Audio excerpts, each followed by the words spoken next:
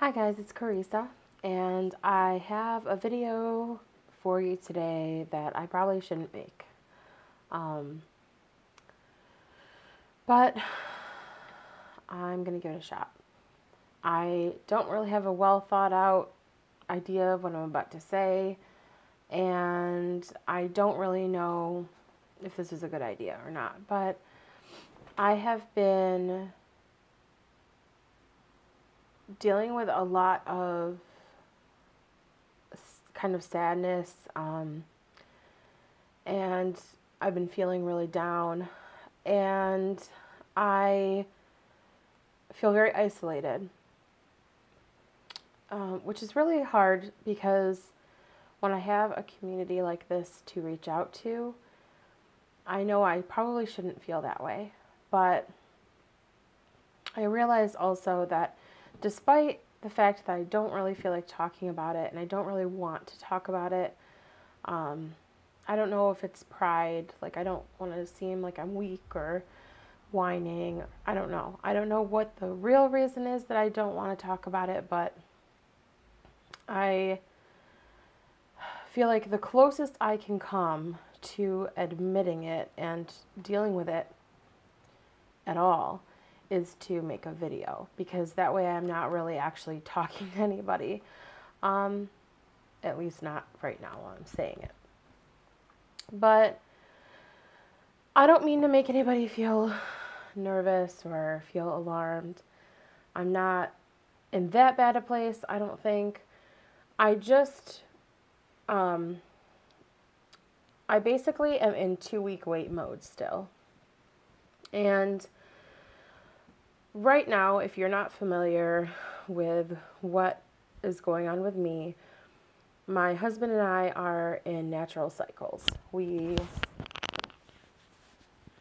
basically don't want to throw money at our infertility, which is my PCOS and probably weight. I'm guessing those two issues. We don't really want to just throw money at the problem and rack up more debt. We've had 6 IUIs and we've done like 8 medicated cycles. So it feels a lot like we're just wasting money.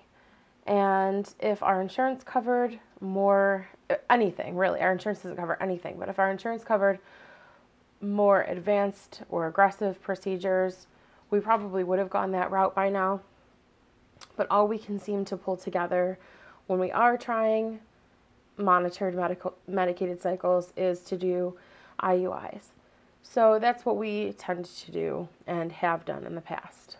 And so because I'm just kind of waiting and like floundering around trying to figure out a way to get healthier and try and figure out with PCOS how to lose weight and keep it off instead of losing some and then gaining it back, and it's really depressing. It's really hard to take it seriously, and I can tell neither of us really do. When we're not seeing doctors and paying out of pocket for, blood work and medications and all those things, I can tell we give it like a 25% effort, if that. And I think it's because we know just how bad our odds are when we're on our own.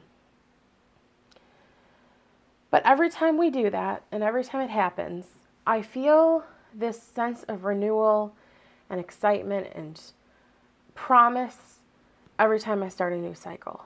As much as cycle day 1 and 2 can really suck, just mentally and physically and all of that, it feels good because it feels like it's another chance, And you only get 12 chances in a year. Unless, of course, you have to have some kind of procedure done, or you have to go on birth control, or whatever happens to people where it lowers the amount of chances that they have in a month. And for us, that's skipping cycles, or not ovulating. And today is cycle day 38 for me. Sorry, there's a moth in here. Today's cycle day 38 for me, which means I probably didn't ovulate, even though my charting looks like I might have. And I don't know when I'll get my period and start a new cycle. And that's really hard. That's hard because the second you detect that you may or may not have ovulated, as a woman who's infertile and trying to conceive, you know that it's a waiting game, and it's a horrible waiting game. And I've talked in the past about how self-destructive I am and how negative I get, and just really down in the dumps and sad during the 2-week wait. And it's like I'm just waiting for the inevitable, which is to not be pregnant. And I don't live like that all the time, and I don't go through every cycle that way. I don't choose to be miserable. But most of the time, if I get a certain amount of the way through that 2-week wait and I don't feel any different, I know. Don't get your hopes up. Just plan ahead for what you're going to do next time, and, look forward. And it's not easy to do. It doesn't make it feel any better, but I do try and add a positive swing to it whenever I get to that point. But when you are in the position I'm in right now, or any of those other positions where you lose a month or more in the year, it can get really hard. It can feel so bleak. And I know that that's dramatic, and I hate to say it, but when you're doing this for as long as we have to, you got to hold on to every little tiny bit of positive energy you can focus on. And when there's no end in sight, and I have no idea when I'm going to have a new cycle start, it can start to feel like everything's pointless and everything's worthless. It's been like 10 days since I filled and properly used my medication container. I have been taking my maintenance medications for my thyroid and for my blood pressure, and I've been sort of good about metformin. But all the rest of this stuff, I'm just like, screw it. I just haven't even... And that makes me feel bad. It makes me feel like I'm doing something wrong, and it makes me feel guilty. And so, of course, that adds to a lot of the stress and frustration and sadness. I thought doing this Biggest Loser challenge would help me and make me feel positive. And the week before last was tough because I was in my 2-week wait. So I was feeling a lot of these types of feelings, and, kind of eating a little bit poorly, not really paying attention to my portion sizes as much because I was like, well, I'm about to get my period and whatever. And then this last week was really, really hard because I'm just in this limbo stage where I just don't know when that's going to happen. And then I know that the week of my period, I'll probably have a bad weigh-in. So it's like I'm just throwing it until then. Like I just don't care, and I'm just coasting through and going through the motions, And that's not fair to me, and that's not fair to what we're working towards. But I somehow justify it just enough in my mind, or barely think about it enough in my mind to sabotage myself. So, and I know saying it right now makes me feel so stupid. It makes me feel so weak. Like, just get over yourself. Just do what you're supposed to. But I think that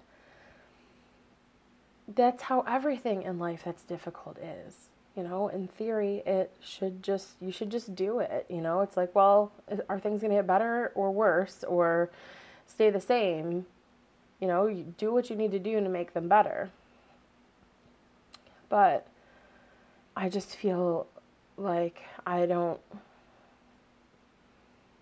know what to do. I don't know how to shake it off. And it is tough. And I'm not talking about social media here. It doesn't help. But I know people are always so quick to be like, get off of Facebook, or don't concern yourself with what other people are doing. But life happens, beyond that. This week and last week were really rough for people who weren't even married when Mike and I got married, and they're now expecting their second or third children. It's like, it's mind-blowing how fast their lives are progressing and how fast our lives are not. How quickly we go nowhere. And I know that this puts up a wall between Mike and I, and we go in waves where sometimes we're really supportive of each other and we're really like on the same team and working towards the same goals. And then there are other times where it just pushes us apart and there's nothing said or done really, but it's like there's just a wall, and it's like a wall of just sadness, and it's like there's nothing we can say to each other to make each other feel better, and we don't even talk about it, but we know. It's like we just know that we feel like we're missing something, and we're expending so much of our disposable income and not disposable income, our time, our energy, time that could be spent feeling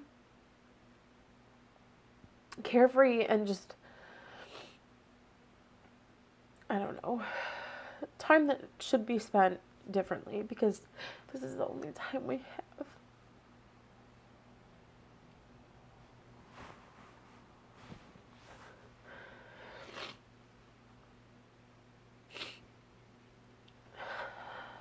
But I feel like I have to let us be this way when it happens. I feel like I have to let us hurt, because then when we are trying again really hard and exhausting ourselves, trying to pull together resources and energy and everything we need to do to try,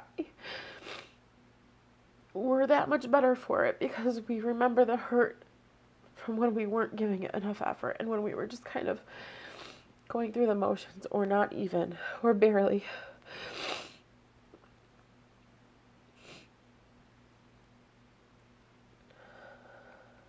I don't want to be too personal, and I don't want to overshare, but I don't want to pretend that we don't have trouble with this, and I don't want to lie to you and make some of you believe that you're the only ones who have trouble in your relationship because of this. But I know that we have our own coping mechanisms and we have our own ways of dealing with what we're going through. And sometimes the things that we do and resort to really are awful. They're counterproductive. You know, Mike will just sleep. And I know he's stressed with work and he's having his own personal things that he's dealing with, trying to figure out what he's going to do career-wise, if he needs to make changes to his life, and just figuring out him, you know, and he is very silent and stoic when it comes to all of this, and he can get really emotionally detached, and if I bring it up or if I get sad, I feel like there are a lot of times that he almost won't let himself comfort me. And I guess I'm making that sound a lot worse than it is, but he responds well to tough love and I don't. But I think because he does, he thinks he's doing the right thing. So a lot of times I'll have to hide my sadness and hide how I truly feel because I don't want to bring him down more. I know that he says to me a lot, and I need to, you know, try harder to remember it, but he tells me that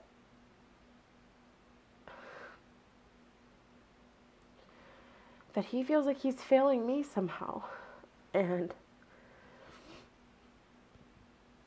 he's not. There's nothing he's doing wrong, or there's nothing he's doing that takes away from our odds and our chances. The only argument he could make is that he doesn't have the right kind of insurance to help us. But, I mean, that's just ridiculous. I mean, there are so many people who are in that position. I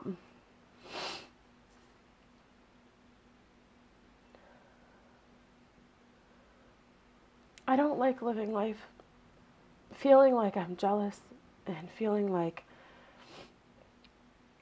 people see me as this bitter,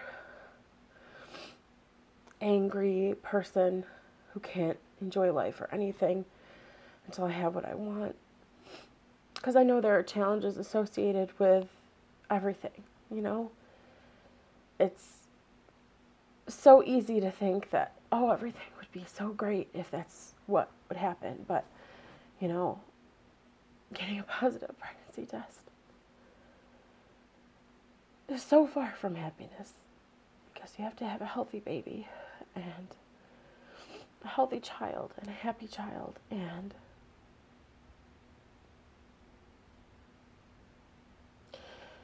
there are so many things that make what we're pursuing so scary, because I know that I shouldn't think about it, but sometimes I feel like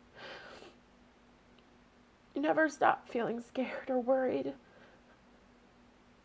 You know, just having the baby and bringing it home doesn't guarantee that you'll always have it and that everything will always be okay. And for the rest of your life, you're burdened by that amazing love. If that's even the way that I could describe it. So sometimes I think,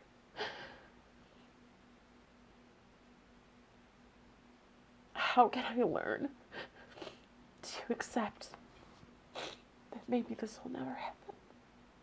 What can I do to live and lead a fulfilling life without any bitterness and truly just let it go?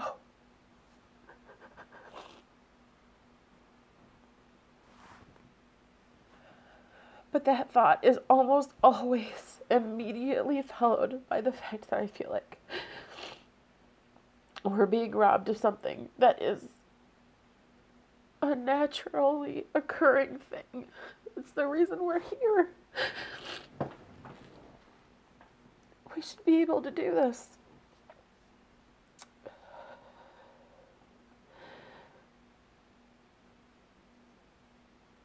And we would be such good parents.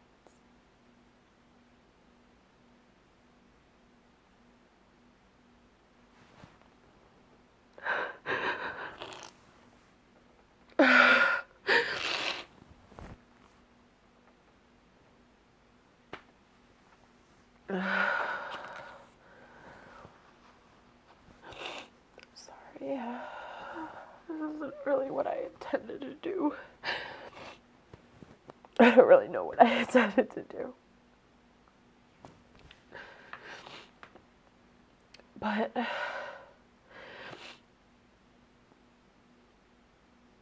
I feel like as long as I tell you guys about everything else, I might as well talk to you about this and just put it out there, because every time I feel this way, I realize that this is what most of us are dealing with. So I don't want you to follow our journey.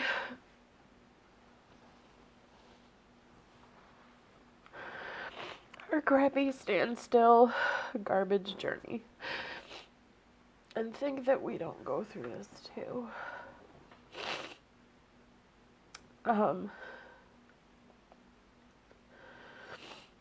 This kind of intense and deep, just soul-crushing sadness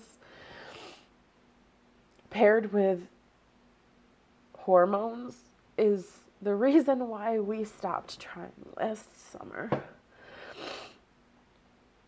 We needed a break because we felt like we weren't getting anywhere, And then the Clomid was just making me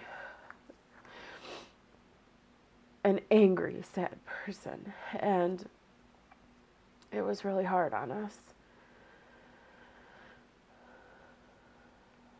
So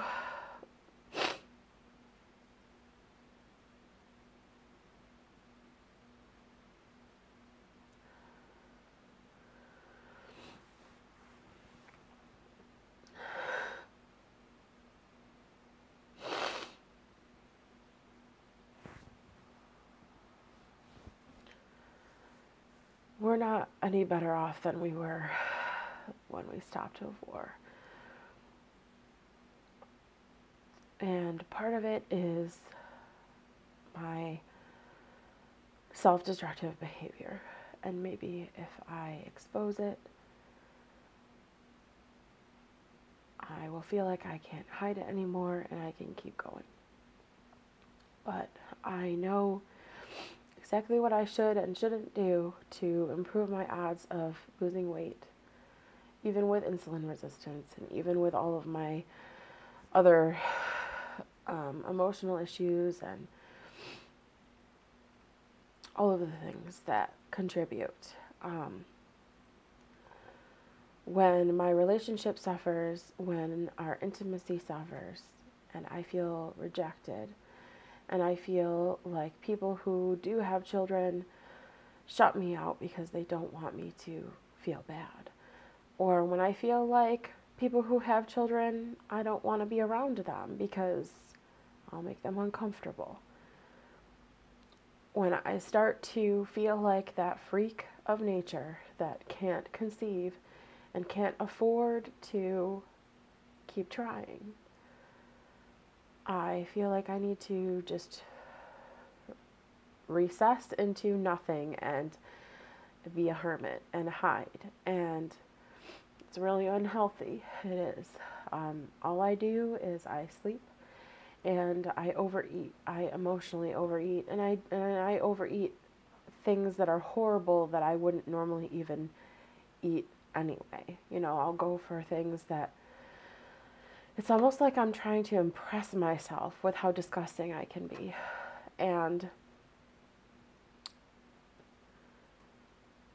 it leaves me just being at square one all over again. I don't accomplish anything from that. And what's sad is it's just where my brain goes automatically. You know, if I'm having a really bad day, all I think is that I can't wait to eat horrible things and then sleep until the next day. And luckily work is one of the only things that really gets me out of bed, but I don't have to leave the house, so I can just be a self-destructive hermit even when I'm home working. And it's really shameful to talk about, but that's where things stand. And I don't like that. I don't like that I'm the cause of our infertility and that I'm the cause of prolonging it in so many ways.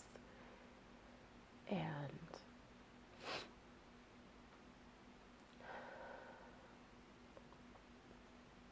that I'm not strong enough to handle it differently, or to have the mental fortitude to just be like, don't do that. Don't do the wrong things. Don't treat yourself like you don't matter, because you do.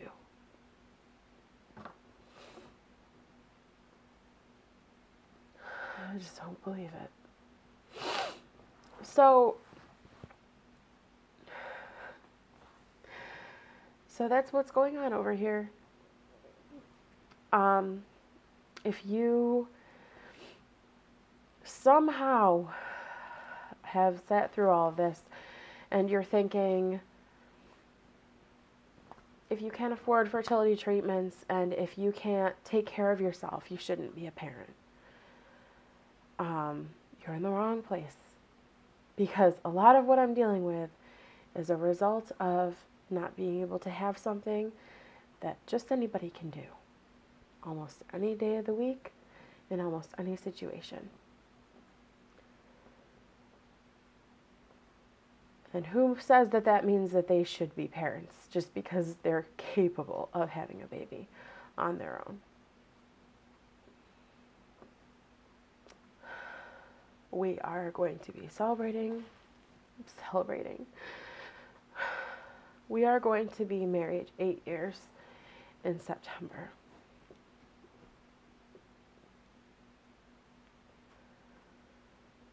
And that will be our 1 year point of when we stopped trying last year. So we're rapidly approaching that, and this year is flying by, and it's just been filled with sadness and disappointment. And I don't want to live like that anymore.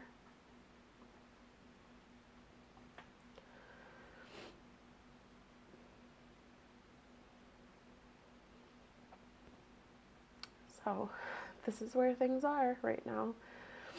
This is where they stand. I really don't like when people delete videos or censor their lives once they've chosen to share them. But I can't promise you that I'll keep this up for very long because I don't know how I even feel about posting it. But this is just how things are sometimes. This is just where things stand. And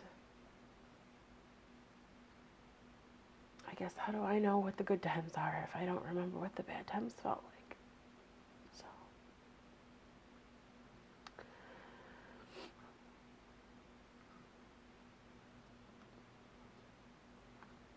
thank you for listening to me. Thank you to the friends that I've made that have made a lot of this a lot easier to deal with.